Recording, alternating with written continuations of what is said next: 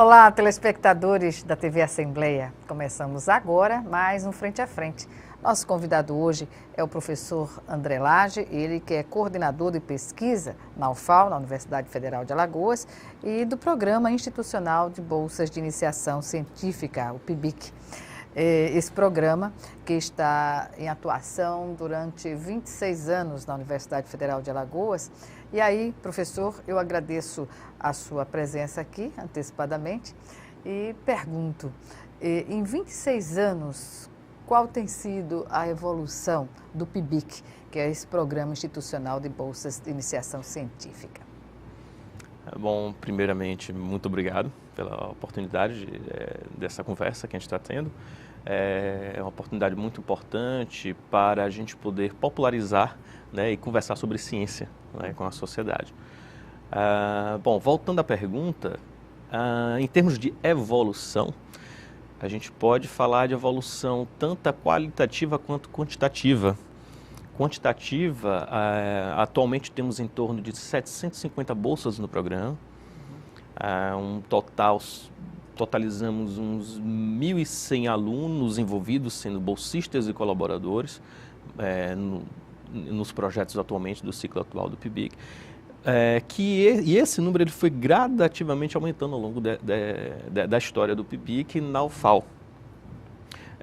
Do ponto de vista qualitativo, realmente é impressionante, especificamente nos últimos anos, com a interiorização, o programa Reúne, a gente teve muitas vagas para professores e a gente conseguiu contratar professores doutores ou professores que fizeram seu doutoramento nesse período.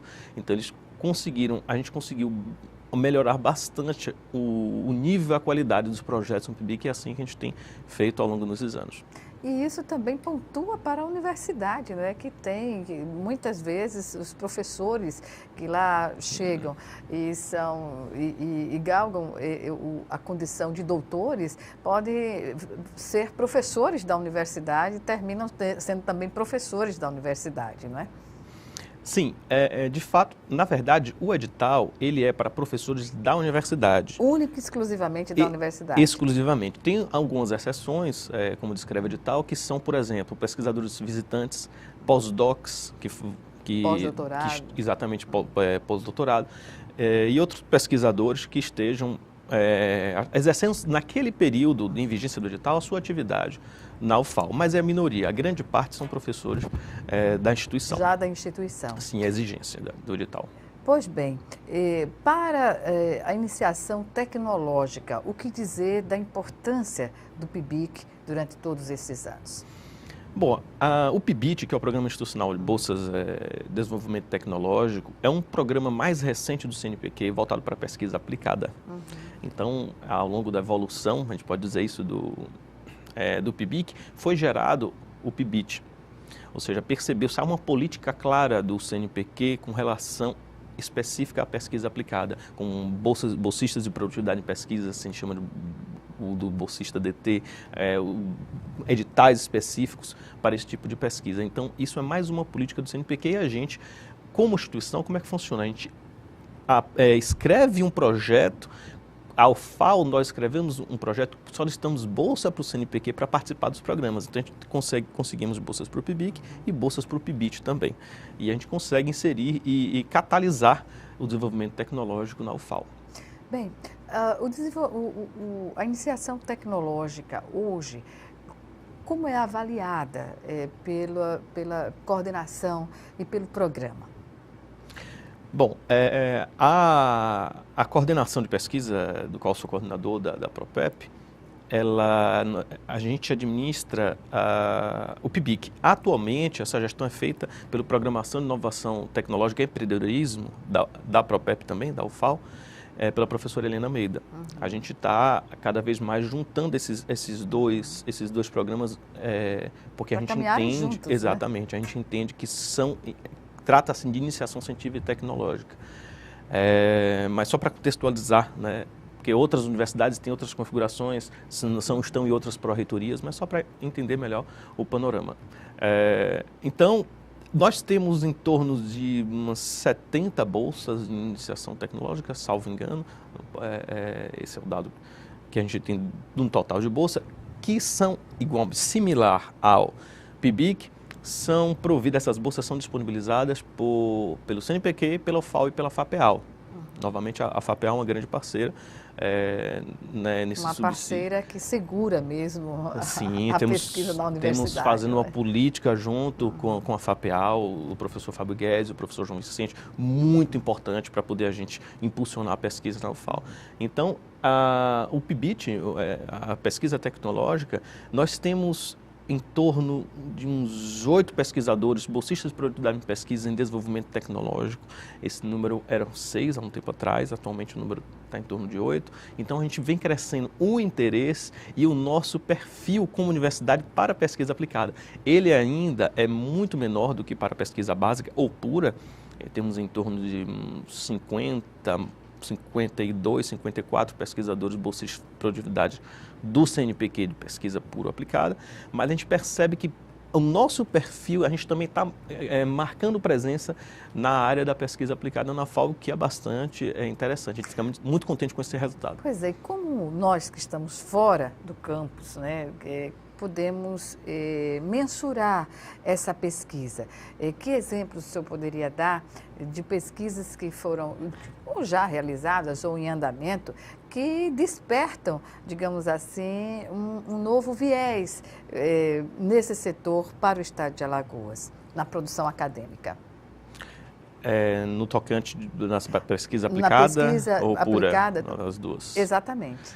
Bom, tem um grande programa... O que é a pesquisa aplicada e a pesquisa pura? Vamos começar por aí. A pesquisa... primeiro, há divergências na comunidade com relação até isso. Tem pesquisadores que dizem que só existe comunidade acadêmica no mundo. Não existe 2 tipos de pesquisa, a pesquisa científica é uma só. Mas, por questões de didática, eu costumo separar, não como uma imposição de ideias, mas no sentido para facilitar o entendimento até para o público leigo. Então, o que a gente chama de pesquisa básica ou pura é aquela pesquisa científica onde a gente não busca responder uma pergunta de um problema específico aplicado. Por exemplo, curiosamente, nós um dia quisemos saber por que o céu é azul. Por quê? Para saciar nossa curiosidade, nosso intelecto. Não há uma aplicação direta nisso. Então, isso seria uma pesquisa pura.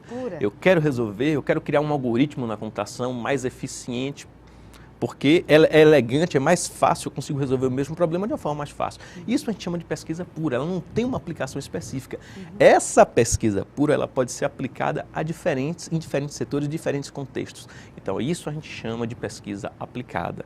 Por exemplo, eu quero construir uma cadeira mais barata possível, mais resistente possível. Mas com uma otimização na sua, digamos assim, é mais barata, mas é mais resistente?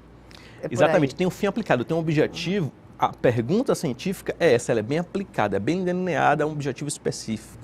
E é pesquisa também, mas é um objetivo mais aplicado. Então, e hoje, a pesquisa, há uma tendência, uma maior procura de pesquisa para a pesquisa pura, a pesquisa aplicada na universidade. O que é que se observa? Bom, a gente percebe... pelos números, né, que a gente vê, o tamanho do PIBIT e o tamanho do PIBIC na UFAL. O PIBIC ele é bem menor, mas ele vem crescendo a curva, naturalmente, dele é a curva de crescimento, tanto do número de bolsas, de pessoas interessadas pelo edital de pesquisa e inovação tecnológica, ele vem crescendo de uma maneira muito mais rápida, é até natural porque ele está no seu início. Uma questão interessante é o seguinte, a política que a gente tem de fomentar a pesquisa aplicada na universidade é fazer com que os pesquisadores das humanas, das humanidades, pleiteiem, participem, porque há uma certa forma, uma cultura, não digo só na UFAL nem no Brasil, mas no mundo, de que inovação tecnológica só se refere ao pessoal das exatas e das tecnologias. É um conceito generalizado que tem que ser equivocado. Equivocado. Não é isso? Um processo, se você propõe um novo processo, você está inovando. Então, você pode, no final, conseguir fazer uma inovação tecnológica no final da ponta do processo. Mas se você tem uma ideia, você quer alterar o fluxo por exemplo, de um processo na administração ou no direito, que é as ciências sociais aplicadas. Então, isso pode ser uma inovação tecnológica. Então, isso é caracterizado como uma atividade, por exemplo, de pesquisa tecnológica aplicada. Tá? Pois bem, e com relação às ações afirmativas, professor? O que é que se tem de pesquisa? Há um crescimento também para essa área? Sim, bom, as ações afirmativas, né, nas últimas décadas, talvez a gente pode dizer, nos últimos anos, no Brasil, houve por parte do governo, principalmente o federal, uma política muito, digamos assim, mais forte, incisiva nesse sentido. Consequência, por exemplo, no CNPq, consequência dessas políticas, é a criação de bolsas de iniciação científica específicas para ações afirmativas, para as pessoas que ingressaram nos sistemas de ação afirmativa, que a gente chama de sistema de cotas na universidade. Cotas na universidade. Uhum. Infelizmente, atualmente, temos apenas 4 bolsas destinadas para na Universidade Federal de Alagoas. Do PIBIC. Agora, eu gostaria de deixar bem claro que as bolsas PIBICs, qualquer aluno, independente do tipo de ingresso na universidade, ele pode pleitear a bolsa. Na verdade, o orientador pleiteia a bolsa e depois escolhe os seus alunos. Na verdade, antes escolhe os seus alunos, independente se ele entrou pela política de cota ou não. Essas 4 bolsas que a gente conseguiu recentemente, a gente estava sem essas 4 bolsas no CNPq, foi no ano passado que a gente conseguiu um edital no CNPq de bolsas de iniciação científica, elas só podem ser aplicadas às pessoas que ingressaram através dos sistemas de ação afirmativa. Uhum. Professor, o CNPq ao longo desses anos tem sido afetado pelo contingenciamento dos recursos da educação? Bom, assim como... O que é que se observa para quem pleiteia bolsas no CNPq? Isso aí é um termômetro, não é? O CNPq é um grande aliado da ciência no país, não é? Pela sua própria importância política, a partir do momento que um país define que vai ter um conselho para essa finalidade, já está deixando claro que vamos agora se importar com isso. Salvo engano, na década de 60 ou 70, ele foi criado. Bom, agora o que acontece atualmente? Assim como os outros setores, os outros ministérios, todos foram afetados. O que é que o CNPq fez, por exemplo, no ano passado? Diminuiu as cotas de bolsa de iniciação científica, especificamente, em 20% para o país todo. Porque estava aquela turbulência entre a questão do impeachment e naquela turbulência de ministros entrando e saindo, não sei explicar o que aconteceu. Das políticas também, né? Exatamente. As bolsas foram cortadas no país todo, mais ou menos 20%. Isso nos afetou. No começo desse ano, o CNPq voltou atrás com a decisão, não, vamos agora, aquelas bolsas que a gente cortou, a gente vai devolver para vocês. Então, não aumentaram, mas mantiveram. Então, isso, inclusive, deu um trabalho administrativo enorme para a gente, para fazer toda a redistribuição das bolsas. Fizemos. Então, a visão que a gente tem quando a gente olha para o CNPq é que a política agora está mais se estabilizando com o novo governo, mas aquele período de instabilidade política de 2015 foi muito ruim. Muito ruim. Há editais que o CNPq, por exemplo, está atrasado para pagar para os pesquisadores. E isso também é ruim, porque a partir do momento que eles lançam um edital e esse contrato não é, digamos assim... honrado, né? Isso aí desestimula. Eu não vou nem dizer assim, a pesquisa não é feita, a pesquisa não é desenvolvida. Sim, mas no meu ponto de vista, a motivação é muito mais importante. Porque precariza também o trabalho. Qual a motivação que o colega vai ter para escrever um projeto, para poder continuar na vida de pesquisador, publicando depois de toda a precariedade, como você falou, do trabalho, é mais complicado. Mas a gente está mais esperançoso, o nosso diálogo é forte com o CNPq, a gente está mais esperançoso e é uma questão de país, não é específico do CNPq. Exatamente. É a consequência, respinga nas instituições. Exatamente, né? É melhor pensar por aí. Professor André Lage, nós vamos chamar agora o nosso primeiro intervalo e o Frente a Frente volta já já.